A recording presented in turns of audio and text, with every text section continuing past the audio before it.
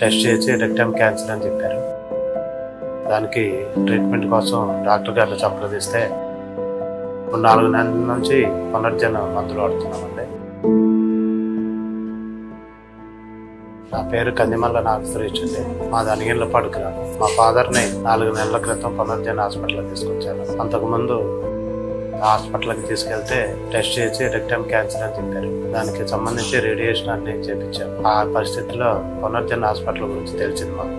దానికి ట్రీట్మెంట్ కోసం డాక్టర్ గారిని సంప్రదిస్తే మాకు సలహాలు ఇచ్చారు. మంచిగా దానికి సంబంధించి ట్రీట్మెంట్ మొదలు చేశారు. మొత్తం 7 నెలలు అయిపోయిందండి. ఇప్పుడు 4 నెలల నుంచి పునర్జన మందులు వాడుతున్నామండి. ఇప్పుడు కొంచెం కోలుకున్నట్టున్నారు. 4 నెలల క్రితం బాగా నీరసంగా ఉండి బాగా ఇబ్బంది పడ్డారండి. పునర్జనకు వచ్చిన తర్వాత మాకు కొంచెం 4 నెలల మంచి మెడిసిన్స్ వాడుతున్నామండి. అటువంటి సైడ్ ఎఫెక్ట్ లేకుండా మంచిగానే పనిచేస్తున్నాయండి. ఇప్పుడు కొంచెం త్వరగా కోలుకున్నారు. ఆరోగ్యం కూడా కొంచెం మంచిగా ఉంది.